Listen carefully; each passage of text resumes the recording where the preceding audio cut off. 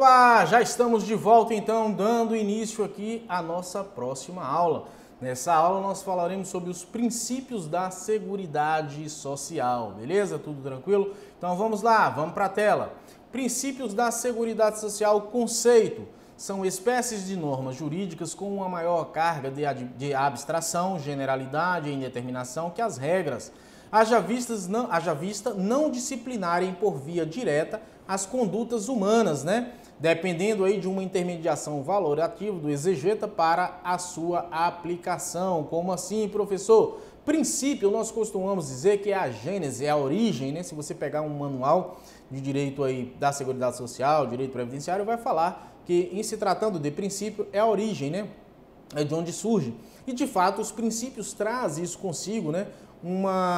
Digamos assim, uma norma mais abrangente, tá bom? A gente costuma dizer que em provas de concurso público, quando você for fazer, quando você tem um controle ou você entende aquele princípio, né? Você costuma, principalmente nas provas discursivas, você costuma acertar ou ganhar pontos nessa questão quando você trabalha a parte principiológica, porque na verdade é uma parte mais abstrata, mais subjetiva, né?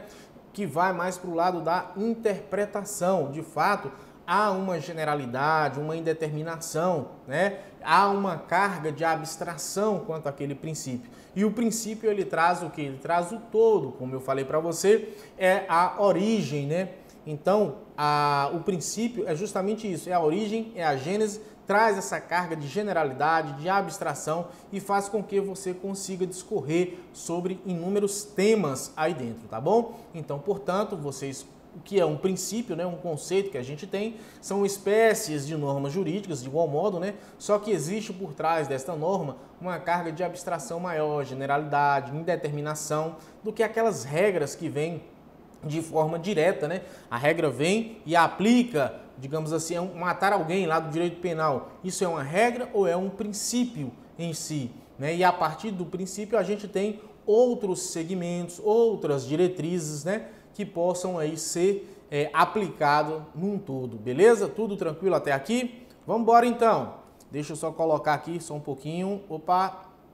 A maioria dos princípios informadores da Seguridade Social encontra-se arrolados no artigo 194. Então, portanto, em se tratando, né, de Seguridade Social, nós temos no artigo 194, esse artigo 194, vale dizer, vale a pena lembrar, que é da Constituição da República Federativa do Brasil de 1988, tá certo? Sendo tratados também como objetivos, do sistema pelo Constituinte. Então, o que acontece, gente? Esses princípios, os quais nós chamamos, eles estão no artigo 194, não implica em dizer que não existam outros princípios, né? Eles também são chamados como sendo objetivos e que se cair na sua prova, por exemplo, ao invés de princípio, mas tratá-los como objetivos, você vai entender como sendo esses mesmos aí do artigo 194, tá? A questão não vai estar errada. Pode ser tratado como princípio ou como objetivo da Seguridade Social. Beleza? Até aqui, tudo tranquilo? Sigamos adiante. Quais são os princípios ou objetivos da Seguridade Social, professor? Vejamos. Opa, vamos lá. Universalidade da cobertura e do atendimento é o primeiro princípio, né? O princípio da universalidade, da cobertura e do atendimento.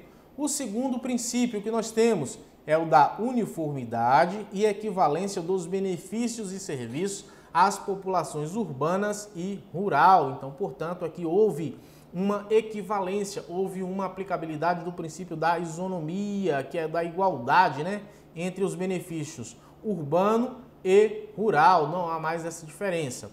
Princípio da seletividade, deixa eu voltar, gente, me perdoe. Princípio da seletividade e distributividade. Então, portanto, o terceiro princípio, o objetivo da Seguridade Social é selecionar os benefícios e serviços e quais são os requisitos, né, para que sejam distribuídos, né, quem são aqueles ou aquelas que serão contemplados com esta seletividade e com essa distributividade.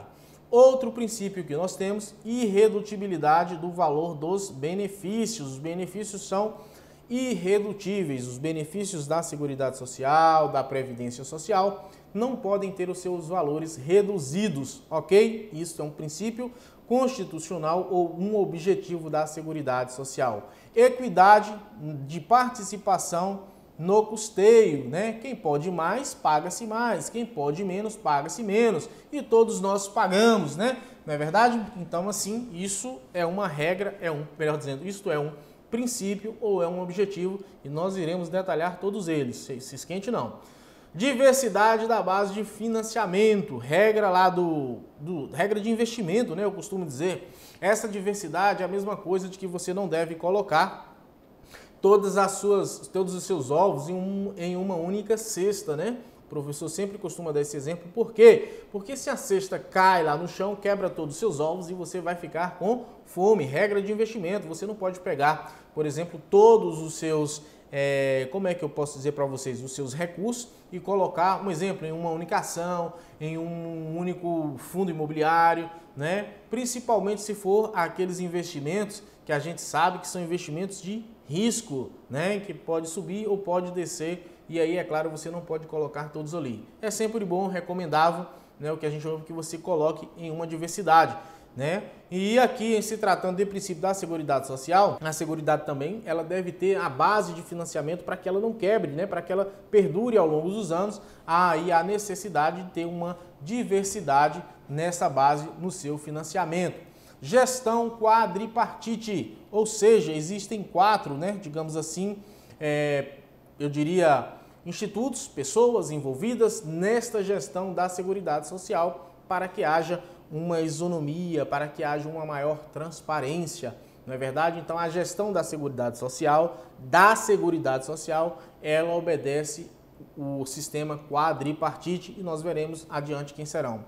Princípio ou objetivo da solidariedade, embora esteja aqui como sendo o princípio da Seguridade Social, vale ressaltar que também é um objetivo da República e nós estudaremos isso adiante. Princípio da fonte de custeio ou contrapartida.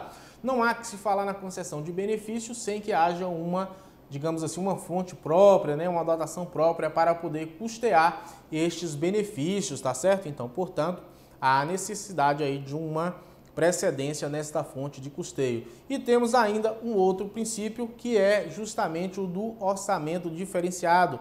Esse é um novo, né, princípio, digamos assim, da própria Seguridade Social. Princípio do orçamento diferenciado, né? Então, portanto, é aquele em que especifica, digamos assim, ou dá um privilégio ao princípio, ao orçamento da Seguridade para que esses recursos tenham uma solidez, uma segurança e que de fato possam ser empregados tão somente no contexto da Seguridade Social e não fique jogado aí à torta e à direita ou aplicando isso em outros segmentos que não dizem respeito à Seguridade Social, beleza? Tudo tranquilo até aqui? Pois bem, gente, então vamos lá, seguindo adiante, falando agora do primeiro princípio, né, que é o princípio da universalidade, da cobertura e do atendimento. O que diz o princípio aí da universalidade da cobertura? A Seguridade deverá atender a todos os necessitados, especialmente através da assistência social e da saúde pública, que são gratuitas. Então, bizu, já veja aqui logo que tanto a saúde quanto a assistência são gratuitas, pois independem do pagamento de contribuições diretas dos usuários. Subsistema não contributivo, nós falamos isso lá atrás, tá certo? Então, portanto, em se tratando de Seguridade Social, em se tratando de assistência social e saúde, tem que pagar sistema não contributivo? Não, na verdade, não há necessidade de se pagar. O que há aí, principalmente em se tratando de assistência, né, é quando nós iremos adentrar nos requisitos para a concessão deste benefício, né?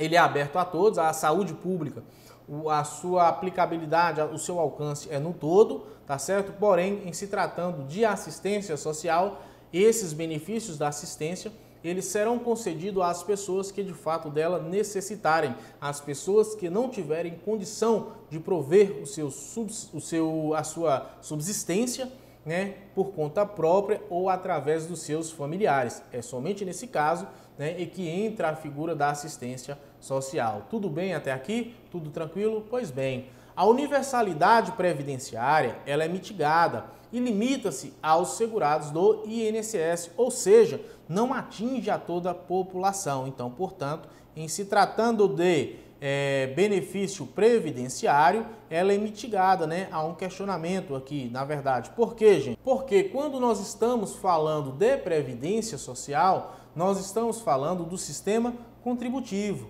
Então, portanto, lembra do seguro que eu falei, que é Instituto Nacional do Seguro Social? Então, nesses casos, por exemplo, né, por se tratar de um seguro social, há a necessidade de quê? A necessidade de um pagamento, sistema contributivo. Então, aqui, este princípio da universalidade vai sofrer o quê? Uma mitigação, tá? Não se aplica na integralidade, não há que se falar em uma cobertura desse atendimento. E tão somente aquele ou aquela que de fato contribui para receber este benefício. Beleza?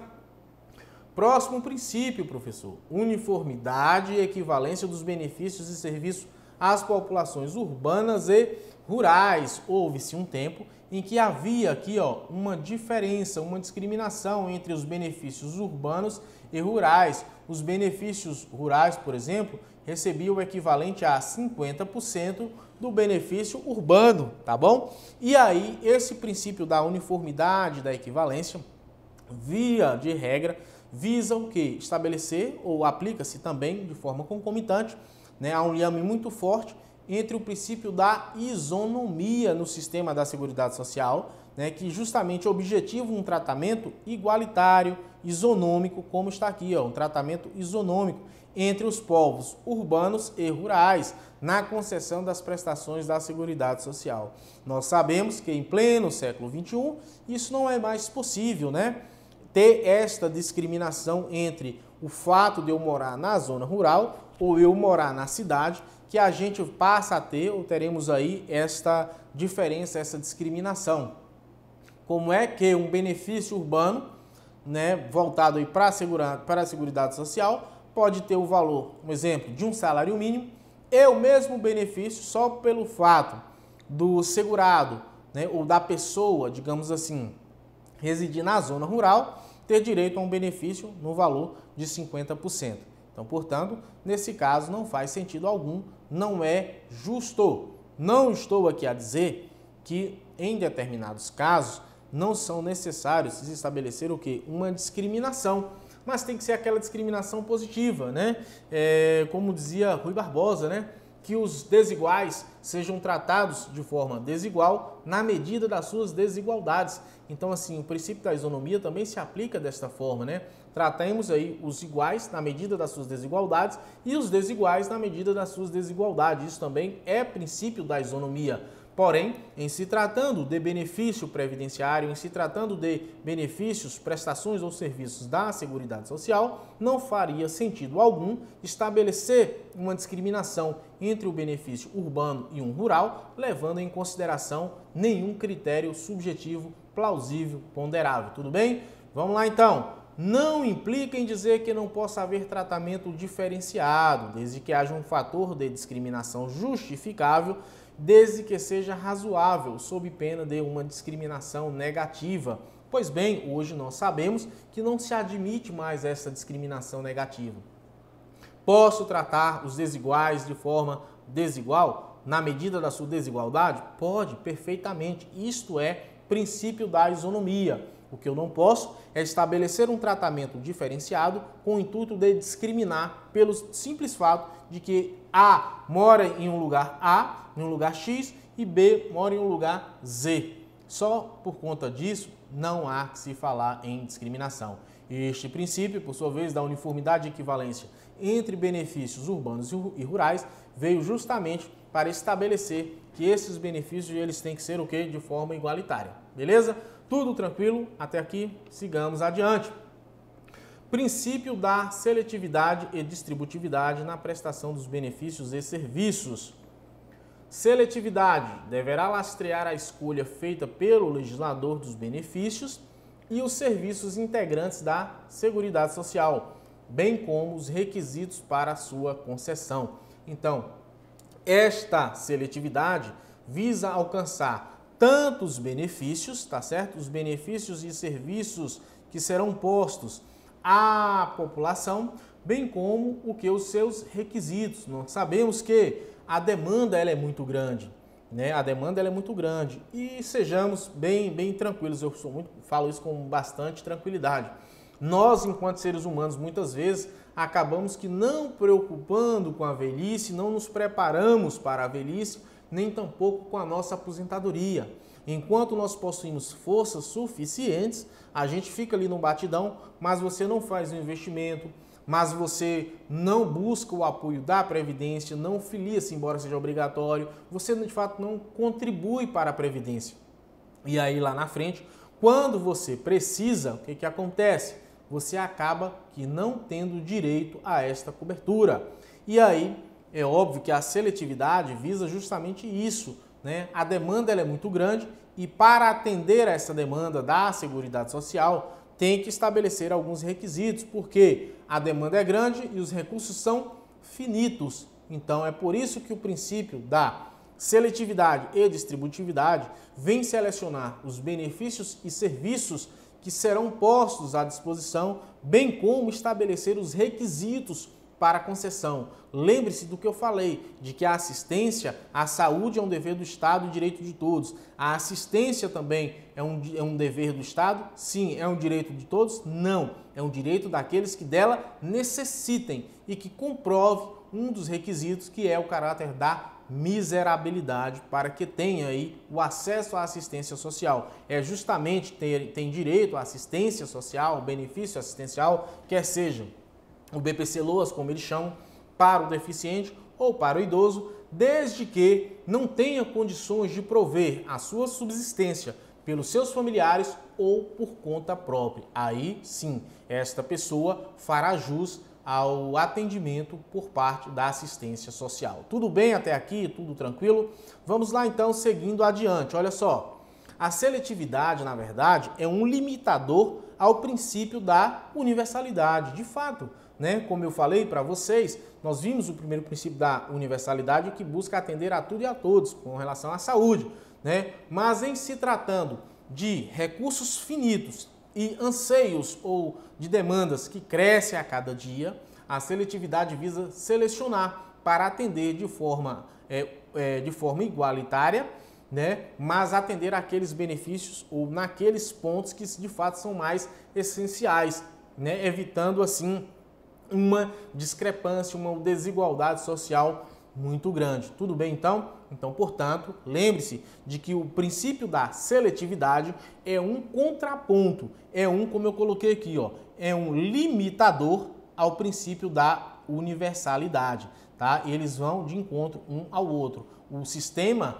da seletividade, melhor dizendo, o princípio da seletividade vem mitigar aí o princípio da universalidade. Tudo bem até aqui? Tudo tranquilo? Vejamos então. Aqui, quando nós estamos falando em seletividade, em princípio da seletividade, me vem sempre à memória aquela regrinha lá do direito de família, né? Binômio, necessidade barra possibilidade.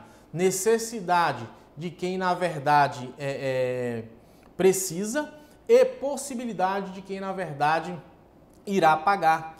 Necessidade, você necessita? Sim, enquanto população, né? E, por outro lado, o Estado tem condições de pagar isso, então é o famoso binômio, necessidade barra possibilidade. Necessidade enquanto da população, né? Quem de fato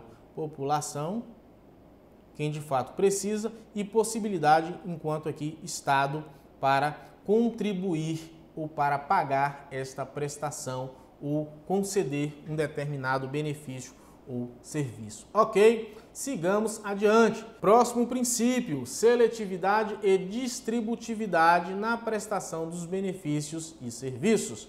Seletividade, não há uma possibilidade financeira de se cobrir todos os eventos, né? Então, portanto, como eu falei para vocês aqui, ó, não tem como cobrir todos os eventos porque são muitos e os recursos, por outro lado, eles são finitos. Então, portanto, deverão ser selecionados para a cobertura. Os riscos sociais que a gente viu lá atrás, nós falamos de alguns, né? Ou seja, quais são os mais relevantes, né? Visando o quê? Uma melhor otimização administrativa dos recursos conforme o interesse público. E é justamente sobre isso que nós falamos, né? Em que há a necessidade de se estabelecer alguns limites. Se a gente fosse conceder todo e qualquer benefício, majorar todo e qualquer benefício, isso sofreria um impacto muito grande. Tanto é que o próprio governo federal atual, né, agora em 2021, quer estabelecer, aumentar algum benefício social por ano que vem. É óbvio que isso tem um caráter, né, digamos assim, eleitoreiro, nós sabemos que é um ano de política, só que ele queria fazer o quê? Pegar o dinheiro, por exemplo, do precatório, né, daquilo que já é devido. Existem pessoas que ganharam ações na justiça e eles queriam pegar esse recurso para poder implementar ou conceder esse aumento. E é óbvio que existe uma discussão quanto a isso, né, dessa limitação. É muito fácil, óbvio, né, fica aqui a minha crítica, fazer graça com o chapéu alheio. E nós sabemos que existe esse princípio da seletividade, né, justamente para quê? As demandas são grandes, mas nós temos que escolher quais são os benefícios. E para que esse benefício seja concedido, majorado, criado, digamos assim também, há necessidade de quê? De uma fonte precedente de custeio, que nós vamos ver logo adiante. Então veja comigo na tela. Com base no princípio, o legislador ainda irá escolher as pessoas destinatárias, né, com quem que ele vai distribuir. Né? É para todo mundo? Tem como? Tem recurso para todos? Das prestações da Seguridade Social, consoante o interesse público, sempre observando as necessidades sociais. Então, portanto, há ainda aqui uma seletividade, né, para quem que você vai destinar esses recursos, né? Não pode destinar toda a população porque o recurso não dá. Então, cabe a nós, fazendo uso desta seletividade, né, da administração, fazendo uso do princípio da seletividade, bem como da sua distributividade, estabelecer requisitos para que, de fato, seleciona-se os benefícios ou os serviços que serão prestados e, para atender o interesse público, busca-se também estabelecer alguns requisitos na sua distribuição para que consiga atender às necessidades sociais. Tudo tranquilo? Tudo certo? Sigamos adiante porque tem mais princípio e objetivo. E agora vamos falar sobre a irredutibilidade do valor dos benefícios. Decorre da segurança jurídica, não será possível a redução do valor nominal do benefício da Seguridade Social, vedando-se o retrocesso securitário. Então, portanto, não há que se falar em possibilidade de se reduzir o benefício. Se o benefício nasceu e foi criado um salário mínimo, ele não poderá sofrer, né, qualquer tipo de redução nominal, né, e é óbvio que há entendimento que os benefícios poderão sofrer uma redução material ou real, e o professor vai explicar isso daqui para você. Mas saiba que, em se tratando de benefício, melhor dizendo, de princípio da irredutibilidade do valor dos benefícios, ele decorre de quê? Da segurança jurídica, tá bom? Em que não pode ocorrer, uma redução do valor nominal, tá certo? Em se tratando de benefício da segurança, da Seguridade Social, ok? Os benefícios da saúde pública, da assistência social, são apenas protegidos por uma irredutibilidade, que é justamente a irredutibilidade nominal. Não pode haver uma mudança no nome ou no valor daquele benefício. Se o benefício custa R$ 1.100, vai permanecer R$ 1.100, não pode se mudar, por exemplo, para R$ 900. Isso é uma irredutibilidade nominal. Em se tratando de benefício da saúde pública ou de algum benefício ou serviço da assistência, não poderá haver uma redução nominal. Já os benefícios pagos pela Previdência Social, eles gozam de uma irredutibilidade material, que nós chamamos, ou também alguns chamam aqui de uma irredutibilidade real, beleza? Irredutibilidade real. Como é isso? Pois precisam ser reajustados anualmente pelo índice geral, ou seja, existe uma norma que estabelece que estes benefícios, tá, da Previdência Social, eles serão atualizados anualmente. Tem uma previsão na Constituição Federal e o professor vai falar isso aqui para você. Veja só. A irredutibilidade nominal e que se aplica aplica aos benefícios previdenciários, sim, mas aplica restrito aqui aos benefícios da Seguridade Social ou serviços da Seguridade Social, né? que aplica-se tão somente a irredutibilidade nominal. Veja bem, os benefícios da Seguridade Social têm a aplicabilidade do princípio da irredutibilidade do valor dos benefícios tão somente no que diz respeito à irredutibilidade nominal. O que isso quer dizer? Que o benefício que tem no seu valor em espécie, a nomenclatura de R$ 1.100, que hoje, atualmente, é um salário mínimo, né, ele não será reduzido. Aqui não poderia, por exemplo, reduzir para, vamos supor, R$ 954, salvo engano, que era o valor anterior. Então, não pode sofrer esta redução, ok? Ok, professor, tudo tranquilo. Já em se tratando de benefício previdenciário, esses benefícios, ele tem essa irredutibilidade real ou irredutibilidade material, que se refere ao que? Ao poder de compra do benefício.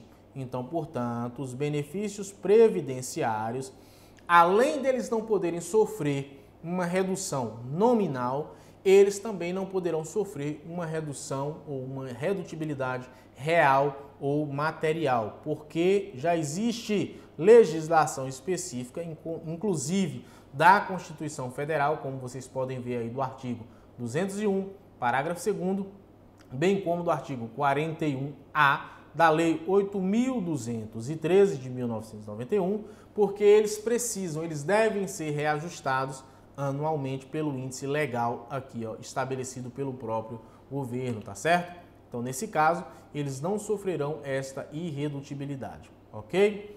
Irredutibilidade do valor nominal para memorizar benefícios da assistência e da saúde. Então, portanto, ao princípio da irredutibilidade dos benefícios, no que diz respeito à irredutibilidade do valor nominal, se aplicam somente à saúde e à assistência, tá? Aqui não entra a irredutibilidade real ou material.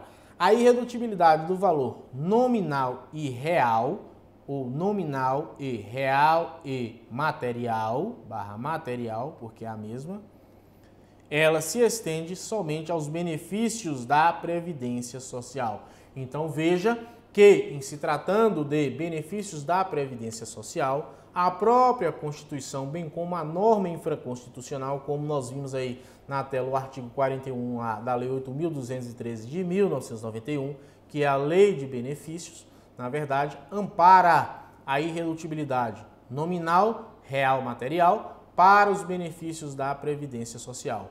Em se tratando de benefícios da saúde e seguridade, o princípio da irredutibilidade alcança tão somente, né, a estes benefícios que nós chamamos da irredutibilidade real, nominal, ok? Sigamos então adiante. Equidade na forma de participação no custeio.